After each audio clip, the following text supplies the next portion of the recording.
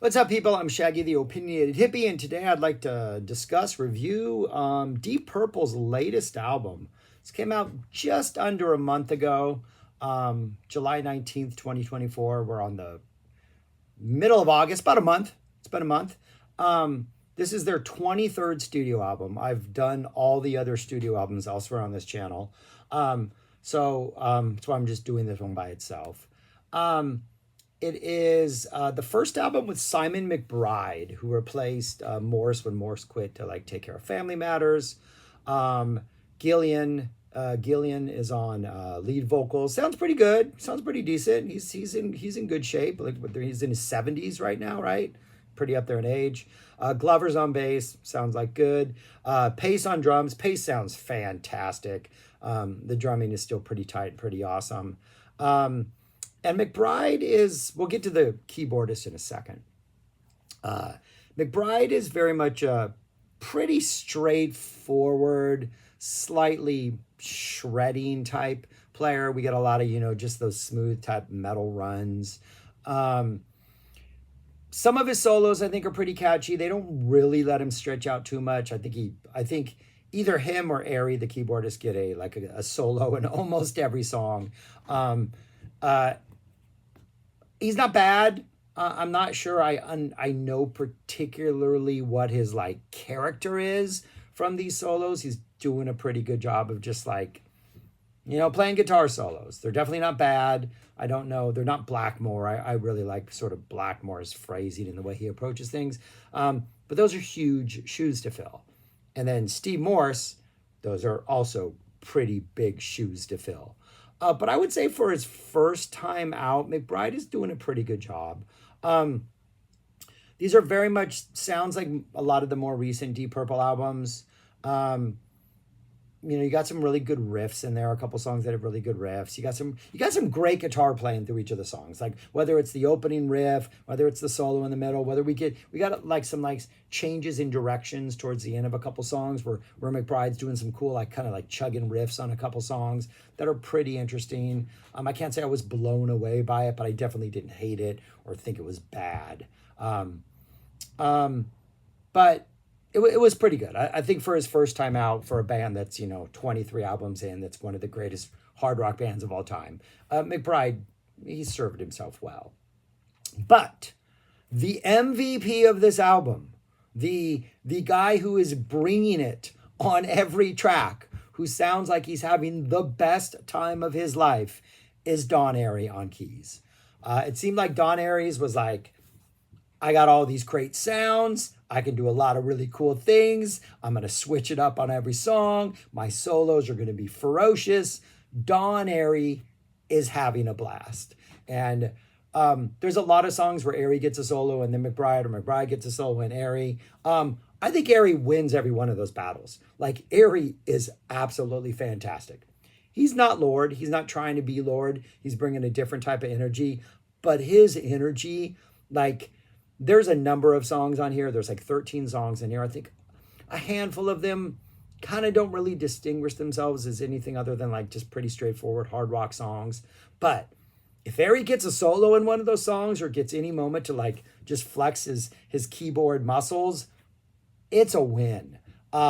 So yeah, it's kind of exciting. I don't know. It's fun to just see kind of what sound Airey's going to bring on any given track, what his solo is going to be, how he's going to attack.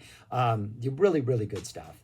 And it's almost there's a number of solos where McBride is very much in metal mode and flowing, reaching almost Buckethead type sound for a while. And Airey just comes back with the keyboard sounds. It's I'm oh wait, is that more guitar or is that actually keyboard? Airey wins this album.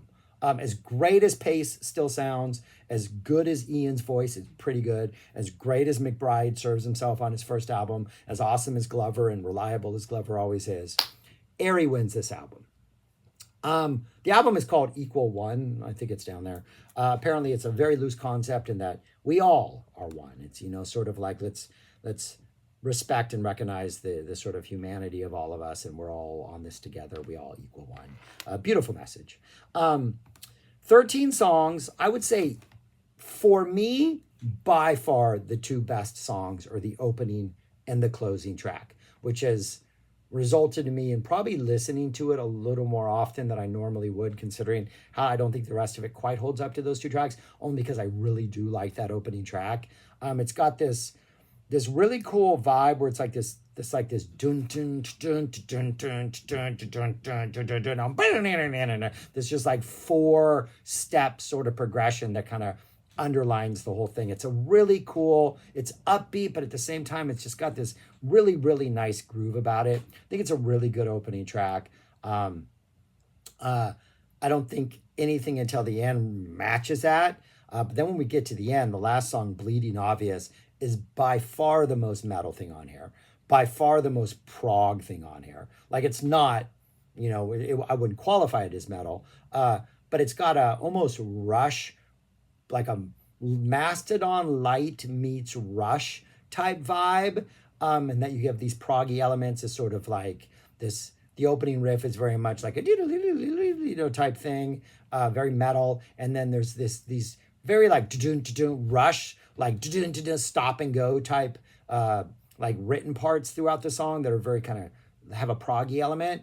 And just the energy is really good. There's even sort of this airy breakdown in the middle where we get like this proggy sort of floating type vibe.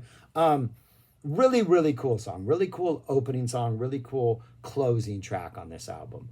And I think for me, those are the definite highlights. Two of the other things that, interestingly enough, really stand out for me, which has not always been the case with Deep Purple, was the case with the Scorpions, not necessarily the case with Deep Purple, is the two slower songs. There's a slow song on the first half of the album, If I Were You, and then I think it's the segment, I don't know where the I don't even know if this is released on vinyl. I just know the CD. But like song number 6 and then song number 12, I'll Catch You. Both are kind of more ballady. They're not really slow, but they're definitely at a markedly slower tempo than the rest of the stuff. And both of them start off with this very melodic guitar line by McBride that kind of reminds me of like a Slash type style, where it's like the melody and the song are servicing the actual performance. So it's not the most shredding solo. It's definitely a lot more reined in and controlled and, dare I say, emotional, because there's a little bit of a melodic hook in both of those. And so both of those really, really, I don't know, just have they contrast well with the rest of the songs, which are just kind of at times just average hard rock. But If I Were You, really cool. Has this kind of neat thing at the end where the guitar kind of, I think that's the song, kind of gets to kind of like choppy at the end. That works really well. But it's like, it's just like the solo's a little more straightforward. He's not trying to shred. He's kind of leaning into emotions on If I Were You. And then the last song, I'll Catch You, also has this really nice like melodic intro to it that I think works well. A number of the songs on here kind of stand out for, they either have a really good riff in them, or I would say this for almost all of them, and it's kind of been the case with a lot of the more recent Deep Purple stuff, is like they'll have a really good intro that is like a really nice riff or an energy. There's a couple songs that kind of remind me of like 70s Deep Purple. Like we're getting some old school Deep Purple vibes on here. But as soon as we get to the verses or as soon as we get to the chorus, it's just like we get into this like nothing really special. I don't think the lyrics are anything special. A number of the songs just don't have hooks that like, I'm looking at them now like I just listened to this earlier today. I have no memory of this song at all. So a number of songs are just kind of forgettable. I don't think any of them are bad. Like none of them are like, oh, you guys should just put away your instruments and stop doing this. But none of them are really like playlist type stuff. Couple of the songs do jump out. Sharpshooter, the third song, is this really nice, cool kind of guitar riff that kind of gets played out through the entire song. Portable Door, the opening riff, it's like don't no, reminds me of another Deep Purple song. It might be Pictures of Home. It's not maybe it is Pictures of Home, but I didn't go back and check what it was, but it reminds me of like some 70s classic Deep Purple song. Once we get into the verse, that kind of feeling goes away, but that riff, that type thing, which I'm humming horribly, reminds me of early Deep Purple, and that vibe is kind of cool. And that's on A Portable Door. Um, Pictures of You. The sort of intro of it, the energy, this kind of doesn't sound like Deep Purple. It's kind of a slightly different kind of hard rock vibe, and that's a good thing. I mean, doesn't sound drastically different. They're not like, whoa, what is this? But it does feel a little bit different than the other songs. Pictures of You. Lazy Sod is probably the other highlight in the middle. Just feels like this adds this nice old school rock and roll riff to it. Just nothing too like outlandish, but just the energy of this song, it just works for some reason. Lazy Sod for me is just one of those songs that it just works. I like it. It's like a bright spot in the middle of the album. No Money to Burn has a nice chorus that I kind of like. And then that's about it. And there's a number of other songs on here where I'm just like, they're hard rock. And probably the best part of them are like the solos. If Airy is soloing, the song is worth checking out because Dawn is bringing it every time he gets a chance. And McBride has a number of pretty good solos, though they're all relatively short, restrained, not too crazy, not too epic. But interesting album. Like, it's not bad. If they were to come on tour, come through Texas, and I was free that night, I'd be interested in checking out. I think some of these songs might be fun live. I definitely think like there's enough interesting thing throughout the album to keep you engaged. Opening song, Show Me, I think is a winner. You get a Sharpshooter and Portable Door have moments that keep you engaged. The slow songs, which are at song 6 and song 12, I think are both highlights of the album. Lazy Sod, which is song 9, kind of keeps you going between those slower songs. And then the last song, Bleeding Obvious, is just an absolutely awesome, fantastic song. Can't wait to see what this is like live. But yeah, I enjoyed it.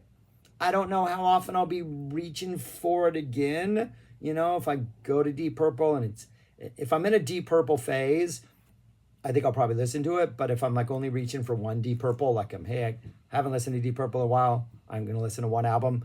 This won't be the one, probably. But it's not bad. And for a bunch of rockers that have been doing this since the 60s, it's pretty impressive that they're still able to muster this sort of energy. And I think it's a credit to McBride that he doesn't sound... It's a credit to McBride, and it's a credit to the band that they work together. It doesn't sound like a clash of generations or a clash of anything. He kind of seamlessly fits in with the band, though his style of guitar is slightly different. But yeah, that's it. I mean, if you're a hardcore Deep Purple fan, I think it's probably worth checking out. If you're not into Deep Purple and you want to check them out, I don't think this is the place to start. I don't think you'll walk away from this going, oh, I got to get some more Deep Purple albums. But if you're already a fan, I don't know, and you're one of those people that just likes to get new albums from bands you love, I don't think this is a bad listen. And I've listened to it, for about a month now, on and off, maybe once or twice a week.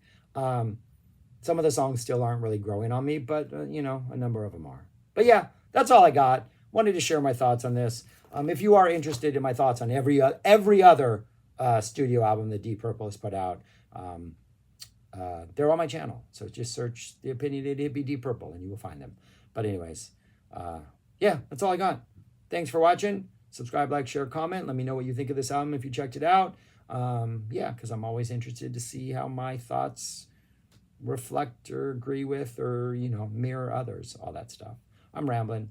Thanks for watching. Peace. Talk to you later.